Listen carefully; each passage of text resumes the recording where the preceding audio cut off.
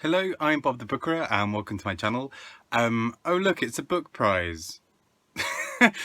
Today I wanted to talk about the Orwell Prize for Political Fiction. So, named after George Orwell, obviously. This is a book prize that looks specifically at political fiction, books that sort of challenge us in terms of how we approach the world, in terms of how we approach certain things. And the shortlist is 9 books, and I hadn't necessarily been intending to read it this year. And I'd loosely been aware of it in the past and previous winners, including people like Ali Smith. But then the shortlist came out and I'd read 6 of the 9 already. And of those 6, loads of them were ones that I basically loved. So here's going to be me doing a bit of a quick run through. Because there are 9 books, I'm going to try and keep it fairly brief for each one, particularly as I've done separate videos about some of these books and I've spoken at length about many of them in other places as well.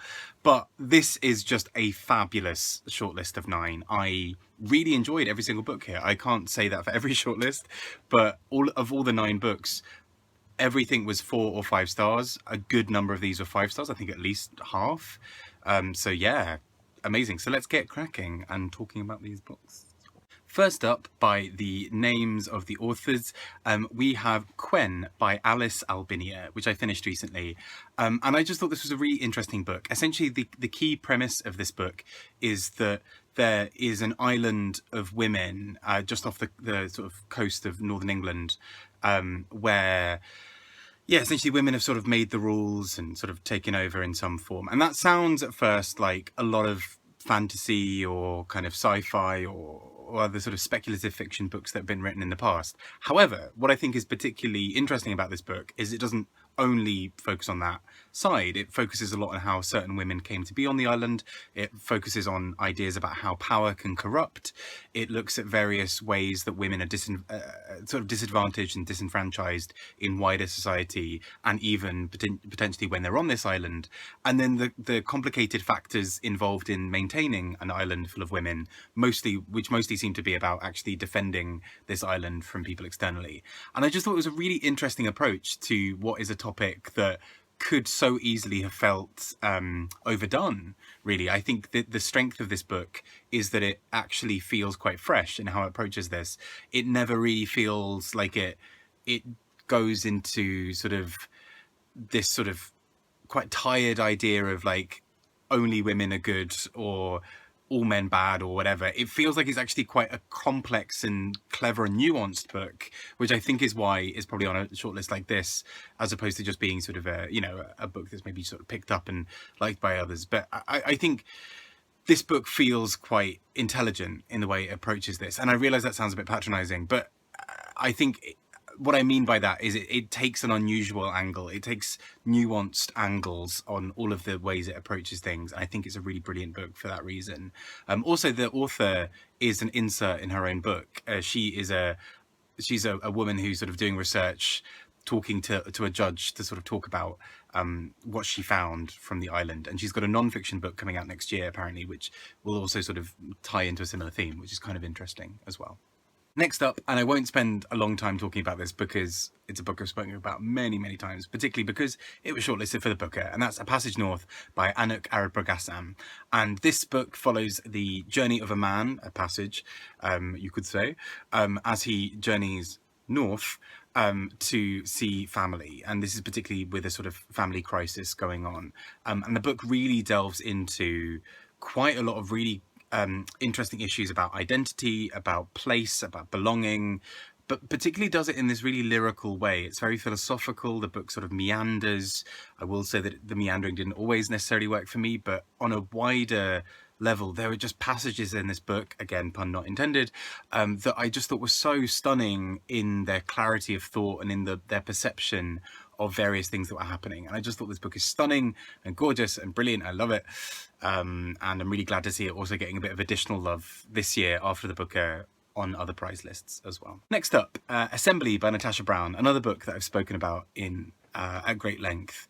I think this book's real power is that in just over 100, well, in exactly 100 pages, I think it is, with some pages even being quite loose in the way that text is formed on them, this book doesn't actually have a great deal of words in it. You know, it's not a it's not as long as, even something like a relatively short novel like A Passage North has considerably more words than something like Assembly. But Assembly's real power is in that conciseness, whatever that word is, in just being so concise and pointed, and in really investigating sort of racism and the use of language and the problematic notions around power, and how that factors into not only our language but also what that can look like as manifested in a different thing. How can the corruption of a system around you also manifest in, for example, medical ways? And not to say that one causes the other, but just actually her medical diagnosis in this book is almost shocking for the way that it actually then plays up against various power dynamics, and particularly her, and I've heard her talk a few times on this on podcasts and things. Natasha Brown talks so brilliantly about this, and I just thought this was such an interesting focal point for a novel, around how we are constantly sort of told to kind of create role models for various things. And one of the women in this book, the central character in this book, is somebody who goes from sort of a high-end sort of economics sort of style job, like in the finance sector, and talks to young kids about how great it is to be working in that sector, and how she doesn't face any discrimination, and how it's all wonderful. But then how she, as a black woman, goes back to work and faces that same discrimination, or faces that discrimination when she's with her partner, who is white, and all of these other things. And it's so brilliantly observed, I think, in this book in such a short space of time, and I love it. And this was in my books of the year for a very solid reason. I love this book so much. Next up, we have The High House by Jessie Greengrass, and this is a book that looks a lot at environmental collapse, and particularly the effects that environmental collapse can then have on a small society. And so what we see is this sort of general feeling among a fairly unequal but happy to get along kind of society, and what happens when environmental collapse hits and then forces people to think more differently about where they live and how they live. And what that then means is people with certain amounts of privilege, who maybe live higher, and that's also a useful metaphor for how they function in that society, can then survive these things. And some people are basically given far more opportunities than others. And what I think is so brilliantly astute about this book is the way that it slowly captures that slow transformation of people from being really jovial and genial and getting on with each other, and how the second that they start to lose things that then impact their ability to survive or function, they can turn incredibly brutal. And that's something I've always found really powerful as an idea and interesting in books, of that sort of turn when people can become quite vicious and lose that sense of humanity. And this comes through so clearly in this book, and I really appreciate this book and really love it. And I think part of that is also that I really love the way this deals with quite a complicated topic in a really nuanced way, kind of like Quen, where it takes something that could be quite overdone and actually finds the nuance, the extra nuance and extra intelligence and interest in sort of in between that, and how people would actually react in a really fascinating way, and I love it. Next up, again, another book I've spoken about a lot, and another one that's making a few prizes, Claire Keegan's Small Things Like These, which I adore. Again, a very slim book, about 100 pages, and a book that deals with particularly sort of the nuns and the sort of role of religion in society, and the sort of Magdalene sisters in Irish society, in a really fascinating way, where they are given a large amount of power over some pretty considerable decisions. We're talking, for example, women's bodies, their reproductive rights, and particularly what happens to women who give birth, who then can't look after these kids. And these children are brought up in these sort of Magdalene laundries and by nuns. And actually this book exposes so brilliantly the power dynamics at play here in such a beautiful, stunning, gorgeous way. It's so lyrical, and I kind of really envy how she's able to convey so much in so few words. And I just think this book is glorious, and again, really good to see it on a list like this. Next, a book I've spoken about before this year, and one I absolutely love. I think probably will make a few other prizes this year, especially the Booker. Audrey Magee's The Colony. This book deals so cleverly with language, with the politics around language and history. It talks, for example, about there's at one point a character tracing the use of Gaelic, but then this is also interspersed with the politics at play around the relationship between Britain and Ireland, and how particularly for a lot of Irish people, speaking English becomes an attractive thing because they can be better understood in it. It's more quote unquote global, and Irish doesn't necessarily, or Gaelic doesn't necessarily do that for them in quite the same way. But then this person's advocating, saying, but this is the language of your birth, like, this is the language of your nation, why would you not speak it? And for some of these people, they say, well, what use do I have for this in my life? Interspersed with this, we have bits around the IRA, and particularly some sort of pretty horrific crimes, and it sort of, and sort of actions, and it balances these two things so powerfully, of sort of these rich descriptions around language, these absolutely violent acts, and this sort of struggle for nationhood and identity at the heart of this book. And I just think it's brilliant for that reason.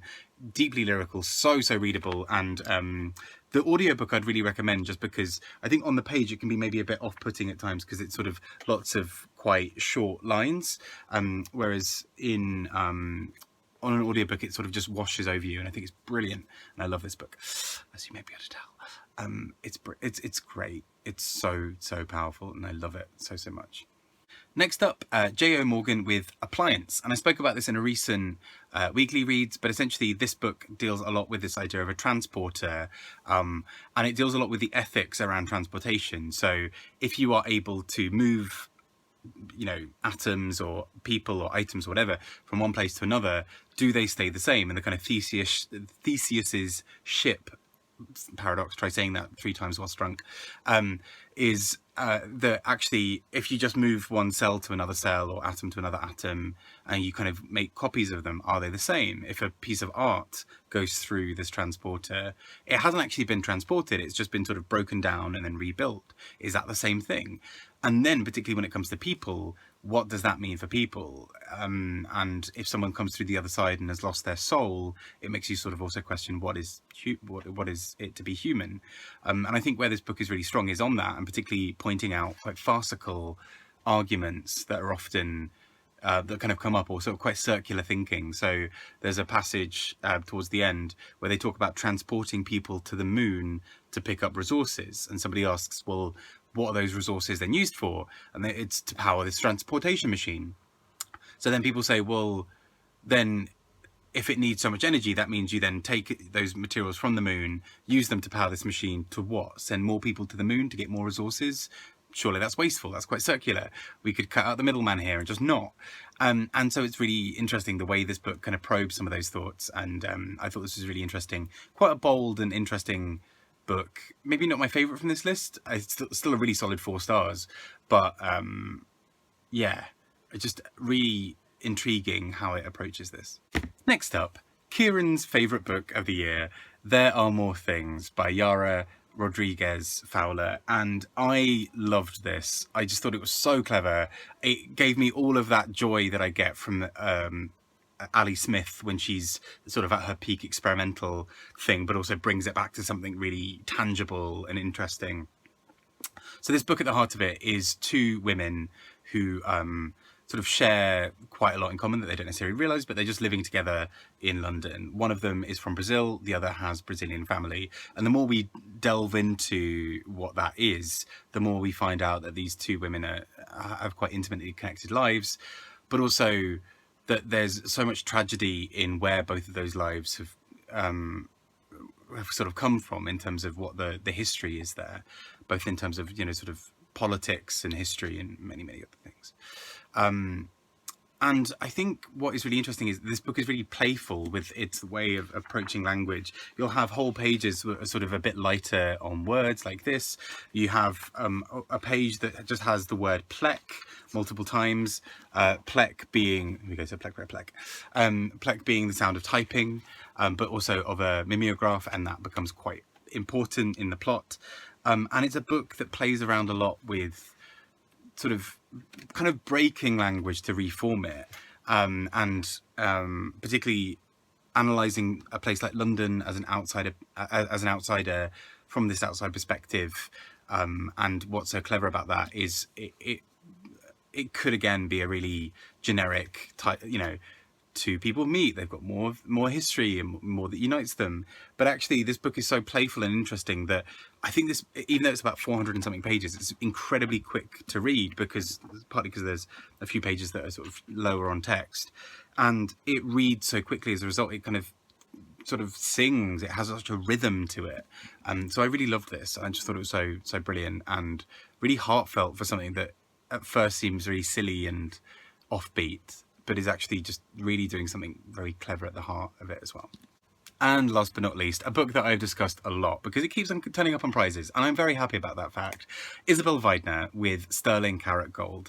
And this book charts, well, quite a few interlinking plots that don't really seem to make sense at times, but are really interesting and powerful, but are largely around following a group of people who are trying to find or track down a footballer and track down this family history and find people. But at the heart of it really is a very London novel that talks a lot about, particularly London as this sort of weirdly hostile place, and it's very queer. It kind of feels like as a book it is sort of, I think I've sort of said a few times, it's sort of a queer hand grenade thrown at the idea of a novel, of what does a novel typically look like? Great, let's blow that up. And so I think this book really at the heart of it then manages to get on with a lot of discussions around gender, around sexuality, around identity and belonging, around nationality and nationhood, and particularly around the UK as this sort of weird hostile force, or the UK government especially. And in their other book, in Waidner's other book, We Are Made of Diamond Stuff, that's explored a lot more about particularly the idea of Brexit and passports and what does it mean to be British, what does it mean to belong to a nation, what are borders. And this book in many ways continues that conversation in such a clever and interesting way, and so I love it. And so yeah, those are the 9 books on this shortlist, and really what a great set of books. I adore these books so much. I have a lot of things to say about them, as you can tell, and I just really want them all to win. If I had to pick a winner, it's a tough one. I'd maybe take some of them out. I mean, because it's a political fiction list, I think there are some that maybe deal more directly with politics than others. But I think a book like There Are More Things deals really interestingly with things like Grenfell Tower and with riots and with civil unrest. I think a book like The High House deals so cleverly with the environment, but I'd probably say my personal pick would be Audrey Magee's The Colony, just because I think it deals so interestingly with this idea of politics and nationhood and language and how those 3 things intersect, and I think it's brilliant. But also all of the rest of them are great as well, so check them all out. Natasha Brown's Assembly, also a very worthy winner, I think. Brilliant books, and please just read them all. I think it's well worth your time. If you've liked a couple of them, I think hopefully you'll like most of the rest, just because I think this is a fab shortlist, and really well considered, I think. I've been Bob the Booker, talking about a book prize. There we go. Speak to you all soon. I'd love to hear your thoughts if you've read any of these books. Take care. Speak to you soon. Bye bye.